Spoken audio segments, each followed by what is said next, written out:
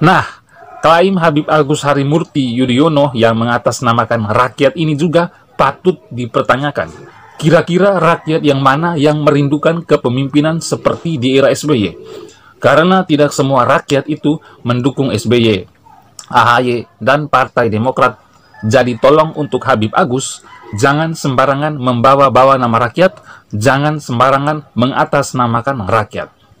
Kalau Habib Agus bisa mengklaim bahwa masyarakat rindu kepemimpinan seperti di era SBY, maka saya juga bisa mengklaim kalau Anda hanya berhalusinasi. Karena tidak semua mayoritas masyarakat Indonesia merindukan kepemimpinan seperti di era bapakmu.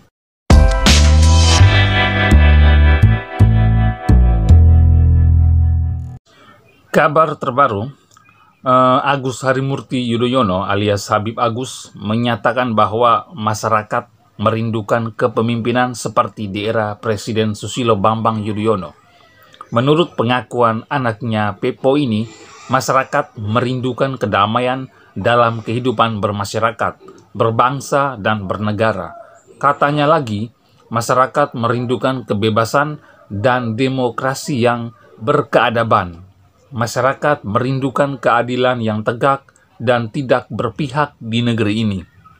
Iya, sekali lagi, ini adalah klaim dari Habib Agus selama dia melaksanakan Safari Ramadan 2022, yakni selama 2 pekan di beberapa daerah. Menurut saya, masyarakat yang merindukan kepemimpinan seperti di era SBY itu artinya masyarakat yang Habib Agus klaim itu merindukan pengganti SBY yang adalah sosoknya seperti Habib Agus Harimurti Yudhoyono. Maka pertanyaan saya adalah, apa yang sudah diberikan Habib Agus Harimurti Yudhoyono selama ini kepada masyarakat Indonesia, sehingga membuat masyarakat tertarik untuk mendukung dia? Nyaris hampir tidak ada kan? Bahkan di bawah kepemimpinan AHY sebagai Ketua Umum Partai Demokrat, banyak kader Partai Demokrat di daerah yang protes dan ngamuk-ngamuk karena merasa pemilihan Ketua DPD Demokrat di beberapa daerah itu dinilai tidak adil dan penuh dengan konflik kepentingan.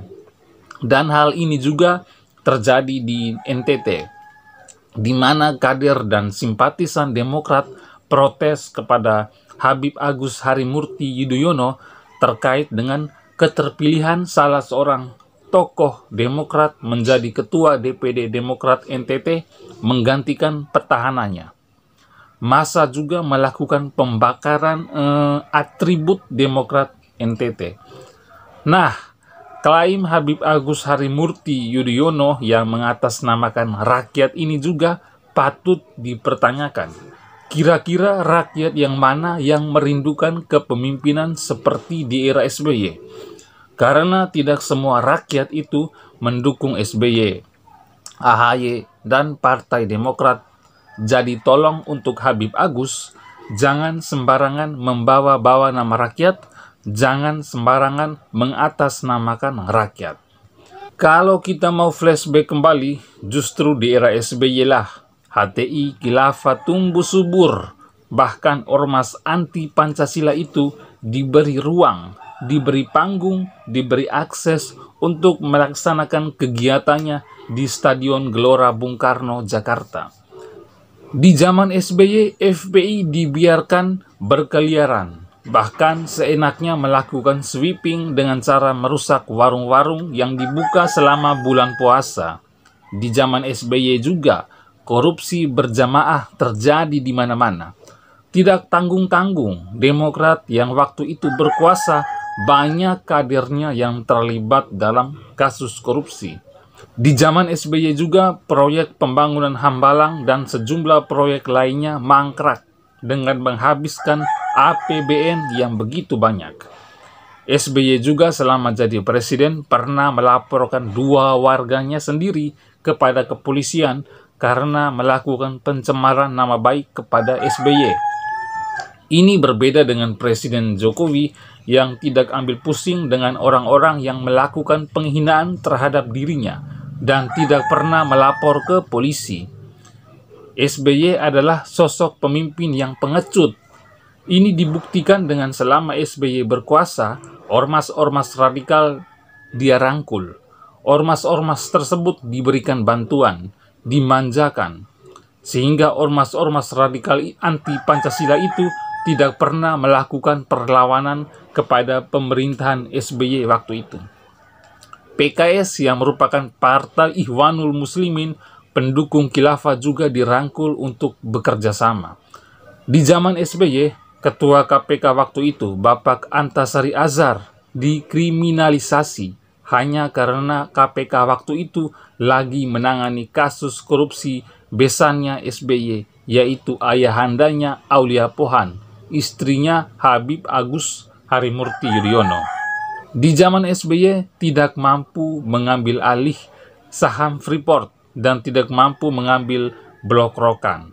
Hanya di era SBY dan Demokrat, Andi Malarangeng, mantan napi korupsi, bisa dipanggil kembali untuk menjadi kader Demokrat.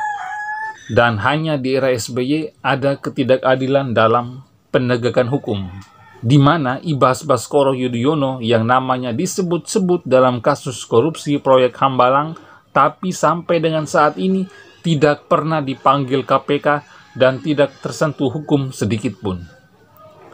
Nah, kalau bicara soal ekonomi, mengapa di era kepemimpinan SBY ekonomi Indonesia baik-baik saja? Apakah itu adalah keberhasilannya SBY? Tentu tidak, karena memang ekonomi dunia waktu itu lagi baik-baik saja, sehingga hal itulah yang membuat ekonomi Indonesia waktu itu juga baik-baik saja.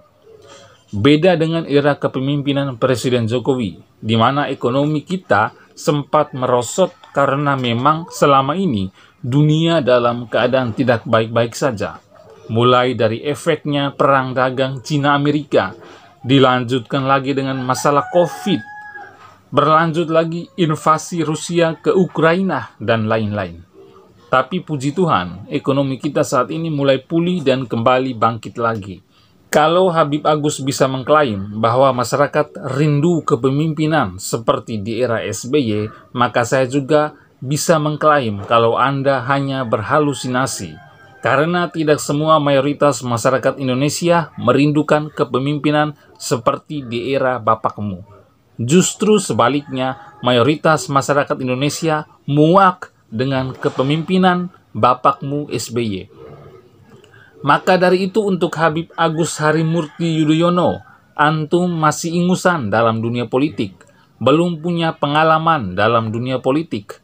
Juga antum belum bijak dalam mengambil sebuah keputusan dalam internal Demokrat. Belum punya rekam jejak sebagai pemimpin. Menjadi pemimpin daerah saja belum pernah. Jadi saya mohon kepada antum, jangan percaya diri untuk maju di 2024. Antum itu bisa jadi ketua umum partai Demokrat hanya karena bapakmu SBY, bukan karena prestasimu. Antum memang punya hak untuk menjadi seorang pemimpin, tapi ingat juga, tidak semua rakyat berada pada posisi untuk mendukung antum. Saya sangat prihatin dengan ambisi antum untuk menjadi pemimpin, sekaligus saya ikut prihatin karena 2024 nanti melihat antum terlarut dalam kesedihan karena kalah. Nah, demikian dulu Habib Agus dan seluruh pemirsa Kanal Timur opini saya kali ini, dan sampai jumpa di opini berikutnya.